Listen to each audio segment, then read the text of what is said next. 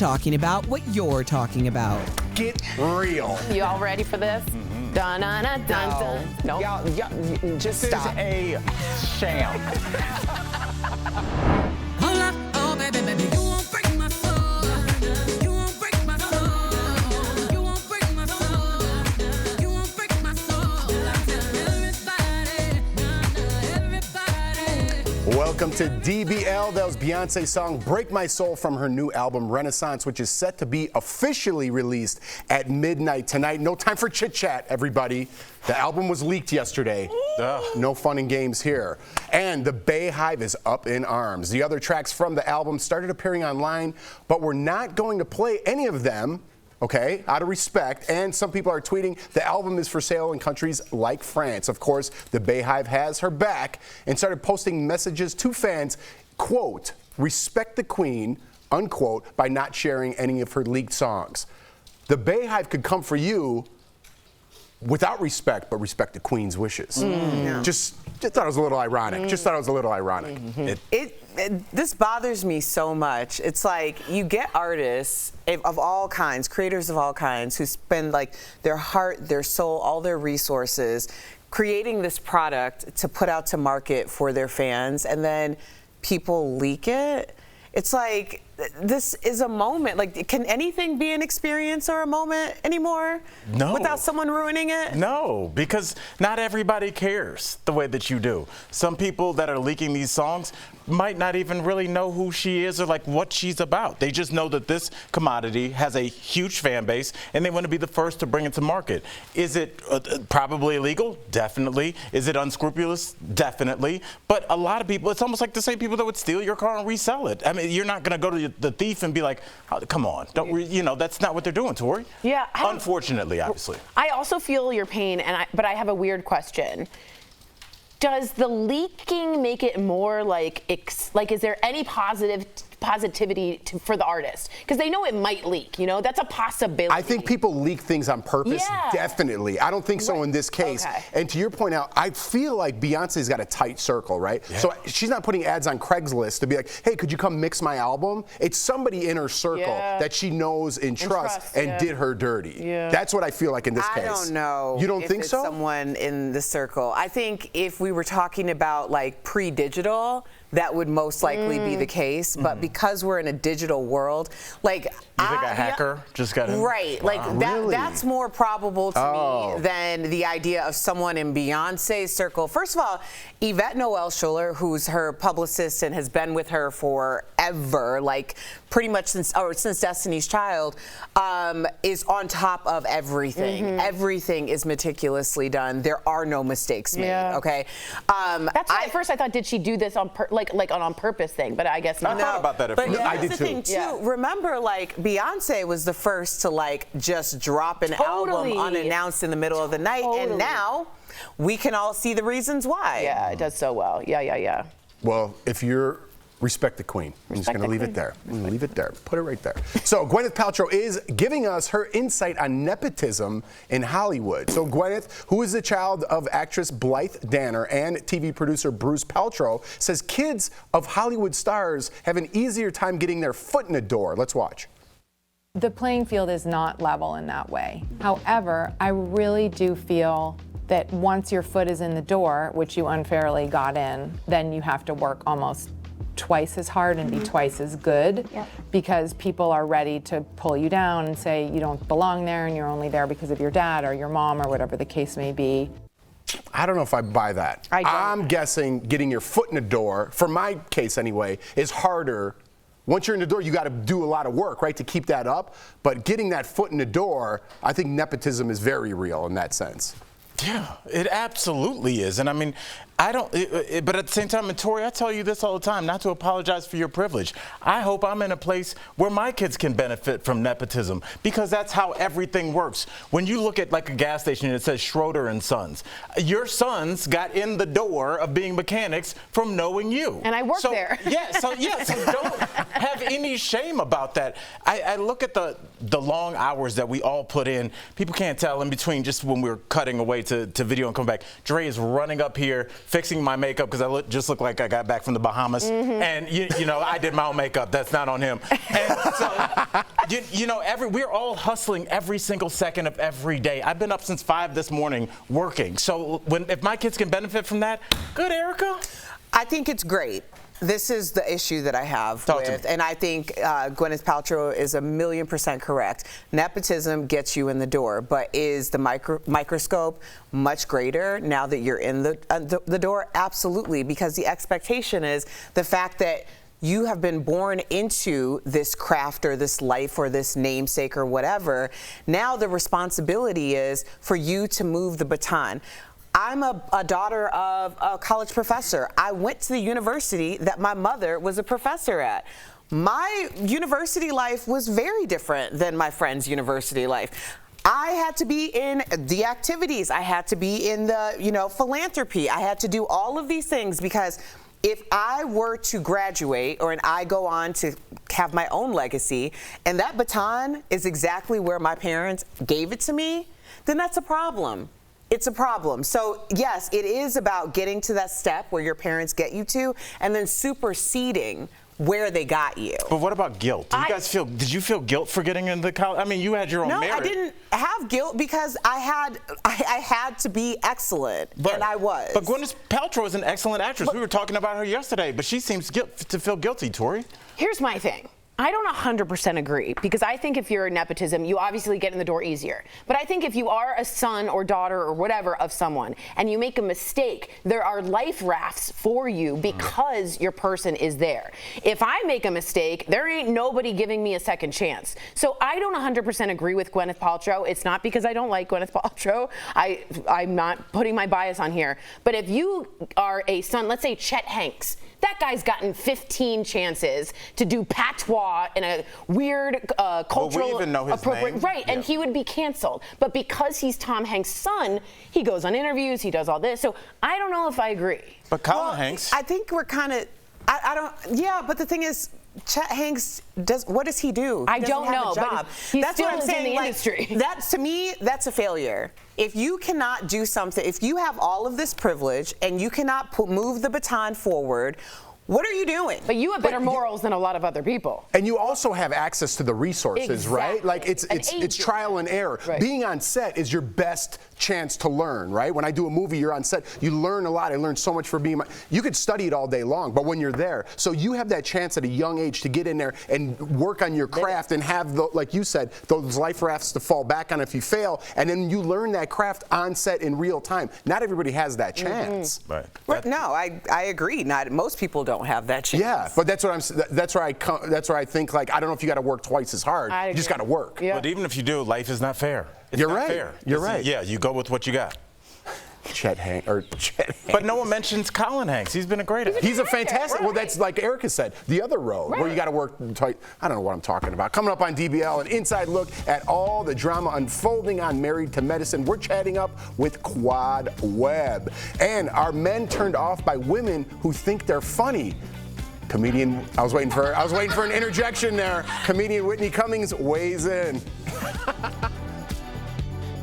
Closed captioning provided by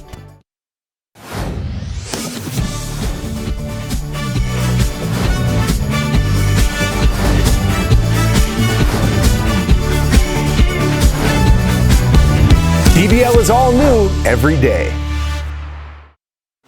So there is this really amazing, like not a quote, but kind of like the story that goes around a lot, and I'm going to paraphrase, not exactly, but it's basically this man who said, my grandfather walked 20 miles to school each day. My father walked 10. I walked 5 miles, and because of that, I was able to, before I die, I got my first vehicle. It was like a super clunky car. His son is going to drive a nicer car. His grandchild is going to drive a Mercedes. His great-grandchild is going to drive a Bentley, and his great-great-grandchild will be walking 20 miles to work every day. And the thought about it is the idea that struggle builds character and it builds the ability to basically make your family life better. But when you start to eliminate the struggle in all forms, where people are living lives of luxury century, a lot of people fall by the wayside and they have nothing to give the generation after them. So I think when we have these conversations, it's like that's always top of mind, like making sure that wherever you started isn't where you end. It's a weird thing, but that's almost kind of like the plot of the Sopranos. If you think about it, it was people that came from like the first generation gangsters off the boat, like the guys that were really from in the mafia, but smash cut to the Sopranos, and your daughter's in a room, doesn't respect her mafia dad anymore. They grew up with privilege. They didn't grow up having to fight for everything they had, and not having to fight for things, it makes you soft. Like we're on the same ocean, but we're not in the same boat. Is that the quote? Because like my boat came with my dad. I didn't have debt because my college education was paid for. I want to be on that boat. That's a different boat. That boat has shrimp on it. It has shrimp.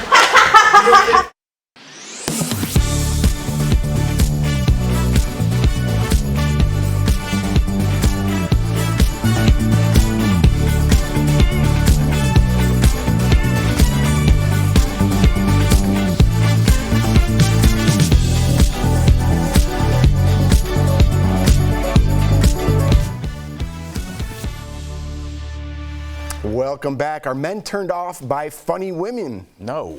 Comedian Whitney Cummings was asked if men avoid dating women who think they're funny. Here's what she said. Let's be honest. There's a difference between funny people and people who think they're funny. Oh, absolutely. So someone who's always on, that is annoying. It's the worst. And we deal with it a lot. Someone who's actually funny, I don't think you'd be bummed out. Because that's someone who's just like kind of moves through life in a way that makes you laugh and isn't like, hey, check what I... Like, it's not that. You don't want a girl doing bits at Applebee's. Yeah. Who on earth is she talking about? First of all, Whitney Cummings is on all the time and does stupid jokes like that, so I don't 100% appreciate that. Did you kind of get offended by what she said? I definitely feel attacked. I feel seen. I feel attacked. I feel seen. But let me just tell you something why I do the all da-da-da-da. It's deliberate, all right? I'm not an idiot, all right? I understand when I grew up, I had not the best look, and humor was my Captain America shield. I'm sure for you it was as well. It got me into places, it got me out of places. Sometimes not so great, dangerous places. Humor, using this and not this, saved me and got me here. So I don't appreciate that. I like my stupid jokes. I like my puns. Some people like them too. I don't have as many followers, but I'm getting there. Hey! All right. I feel like you said that in the mirror every morning. You should have ended that with a slide whistle. And my husband's very quiet. Yeah. So is my dad, and so is my grandfather, and they all had women that loved to live in the ridiculous. I think I've said this before. I had because I think humor hits you at different times in your life in terms of what you can appreciate. And in my mid-20s, I was in graduate school, and somebody I was dating, who she was looking back on it, she was hilarious. She had a dry sense of humor. She was very sarcastic, but I was still kind of goofy, young Al. And I thought she was like super rude and not funny at all. And like when we broke up, like years later, I was like, oh, that was hilarious. Yeah. I just didn't. So it's like, at that point, it was me that was the problem. So Well, no, it wasn't you that was the problem. It was that it was over your head. Yes. You weren't prepared for that type of like humor. Like my husband is very funny, but only in circumstances where people understand what it is he's talking about. And I think, I always say this, comedians have to be like some of the smartest people in the world, because you have to understand what is funny and also understand what's happening in the world in order to communicate that and make that levity for everyone else. So, I mean, Tori, as much as we go back and forth, I appreciate that you do all the things. Thank you. I love it. I really do. Like no one else is gonna do that. Yeah, right. And sometimes you need. I'm being honest. Like you need that. Yeah. And I think that everyone could benefit from like having a part of themselves be like that. And Erica, can I add on to that about Tori really quickly? And I think I say this all the time about stand-up comics, but especially physical comedians. If I tell a joke, I just stand there with a mic. If I tell a joke and it doesn't work, I'm like, all right, I'll leave an address. They're like, oh, that one missed anyway. I got two more. But when people are physical, they do a pratfall where they're on the ground. They do something to really go for it and make you laugh, like Jim Carrey did when he first started doing his movies. When you miss, you're on the floor. Dude. When you miss, you might be holding a rubber chicken or something embarrassing, and for somebody to go that far for my entertainment, it means something to me, because you're really putting yourself out there. You're not just kind of being coy and funny. When Tori goes for a joke, she goes for it, and when it hits, and when she doesn't, she acknowledges it. And we all laugh. And so we appreciate We you. laugh. I appreciate that. My executive producer, I was at a wedding really quick, and my executive producer, Lisa's husband, turns to my husband and goes, "Your wife is crazy." And I'm totally okay with that. All right, we'll be right back.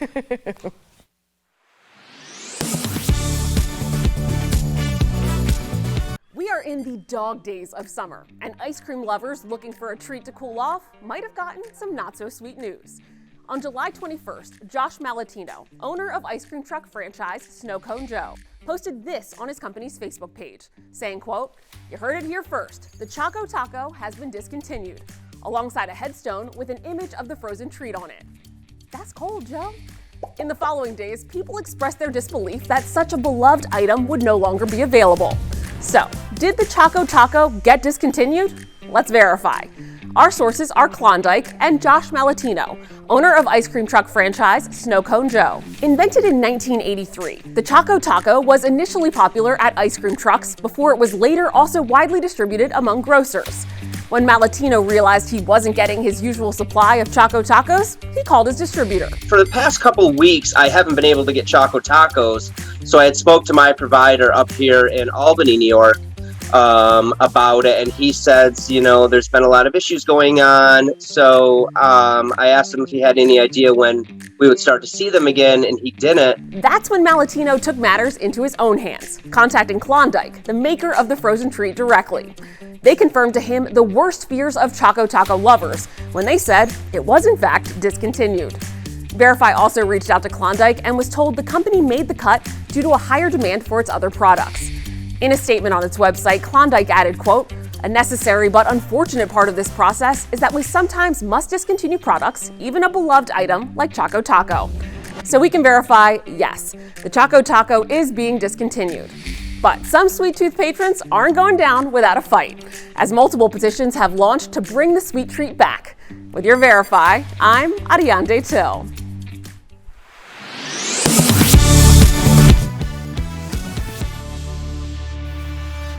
You know her best from Married to Medicine, Sister Circle, and her Cooking with Miss Quad videos. Earlier, we sat down to chat all about her life and the dirt on Married to Medicine this season.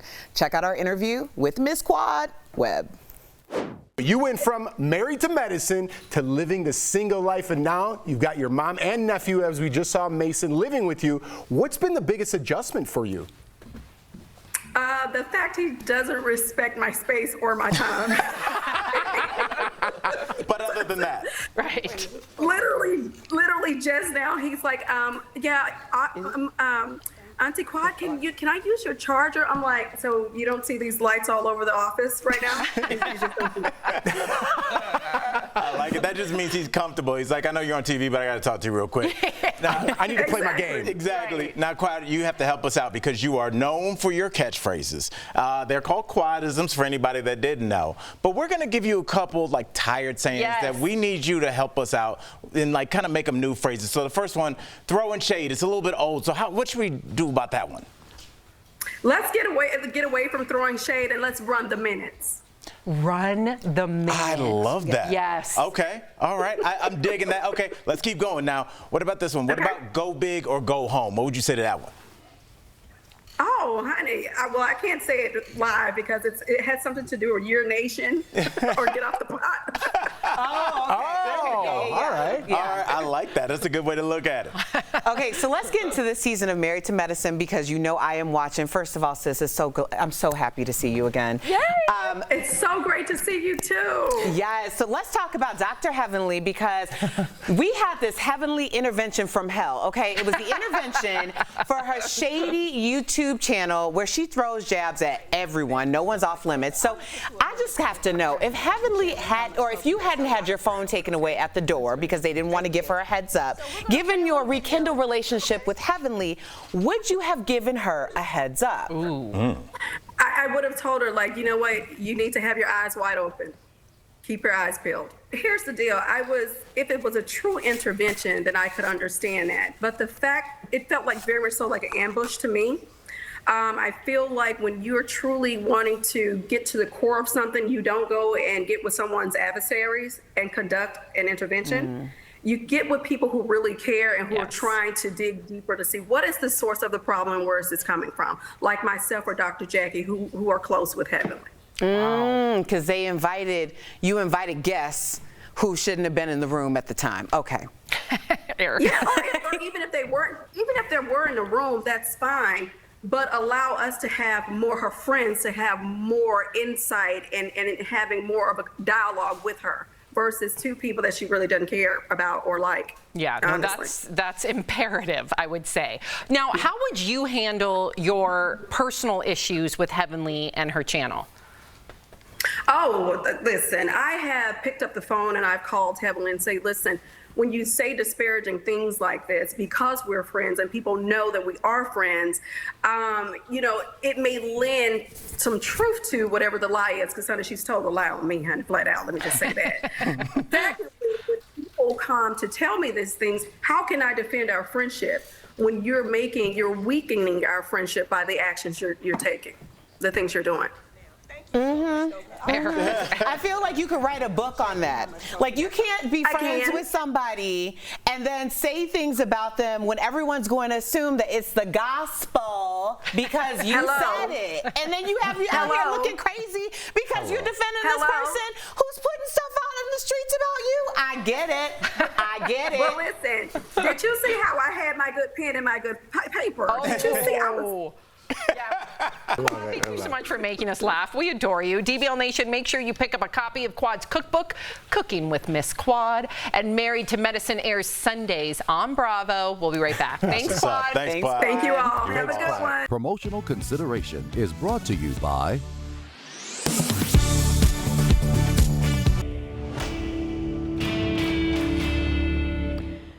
This summer is a scorcher. The dog days are dragging on with record-setting heat, threatening a lot more disarray than just discomfort. Viewer AJ said the power went out at his workplace recently and no one could figure out why. He asked, is it true heat can cause power outages? Our sources are the North Carolina State Cooperative Extension, American Society of Civil Engineers, the independent science research nonprofit Climate Central, and Duke Energy Representative Jeff Brooks, who confirm it's true. As the heat increases, electric use goes up because of air conditioning and other types of electric use, and that puts more and more strain on the system. Now, the grid is a machine, right? It's designed to work in extreme conditions. It can perform well in challenging conditions, but like any piece of equipment, the hotter it gets, the less efficient it operates. And so you will see lines actually begin to sag a little bit in some cases, and that's the effect of gravity and the energy that's flowing through those lines as it pulls down to the earth. The American Society of Civil Engineers gave the U.S. electrical grid a C- rating. The engineers warned our electricity, quote, depends on an aging and complex network. Even if states go greener with zero carbon by 2050, grids still could have weather problems. Heat could reduce wind speeds, meaning minimal wind power, and drought could reduce water supplies for hydroelectric dams. But Brooks said energy companies are planning ahead. You think about storms, we have to have a system that can recover quickly from those types of disruptions. And that same technology, what's great about it is it's also the same technology that enables that transition to cleaner energy. So we're making the grid more resilient and we're making it cleaner at the same time.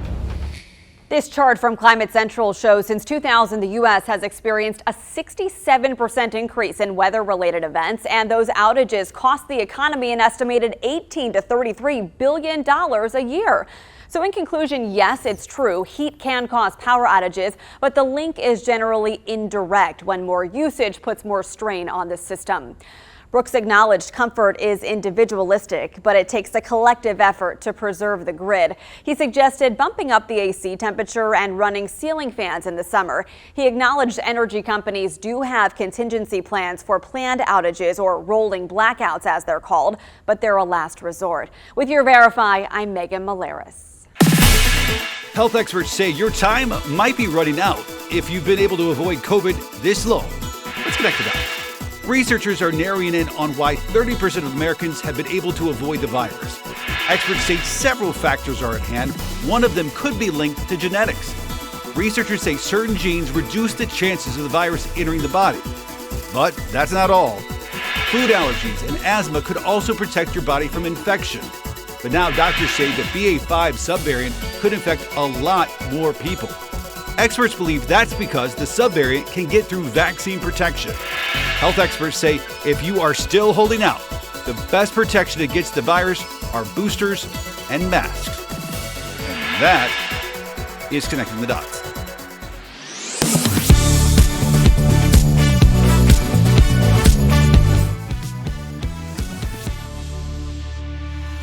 Today's Thursday, and you know what that means, sweet, sweet deals. I know there's something in here just for you, so check it out. Steph, what do you have for us today? Fill me in. Hi, Tori. Hello, DBL Nation. I am so excited to show you today's deals. This one is one of my favorites we've ever had. It is the Cuisinart 1.5 quart Easy Clean ice cream maker. Oh, heck yeah. So this deal includes one ice cream maker, so you can easily make your favorite frozen desserts in just half an hour or less. What? So normally this is $83, but guess what? We've got it for $59. Hot dang. It's saving everyone 29%. Now, Tori, we've got caloric 2-in-1 stainless steel wine opener and preserver.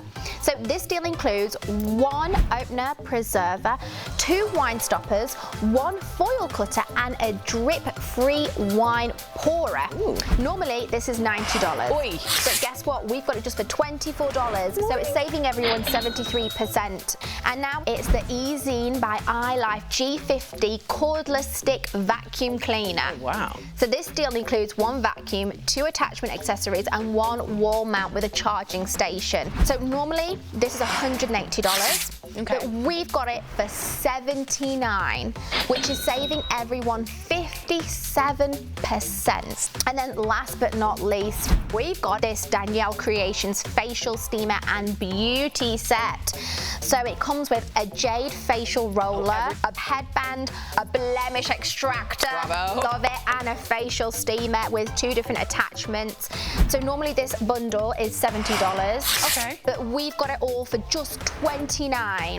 I know it's saving you guys 59%. Steph, thank you so much. Y'all head on over to morningsave.com to snag these amazing deals at the lowest prices, or you can even just scan the QR code that's right on your screen right now. It will take you directly to these products on Morning Save's website. As always, Steph, thank you so much. So before we go, earlier this week we mentioned actor Tony Dow had passed away, but turns out that wasn't the case. His family has now confirmed he has passed away. With his family by his side, he was 77. He was best known for playing Wally Cleaver on Leave It to Beaver. Later, he made his mark behind the camera directing episodes of Star Trek, Deep Space Nine, and Coach. We were just talking about leaking Beyonce's album. Who in the world would leak something like this that wasn't true? That's why you got to keep your circle so small. That's right. Like, But what a career. Rest in We'll power. see you guys tomorrow. That's right.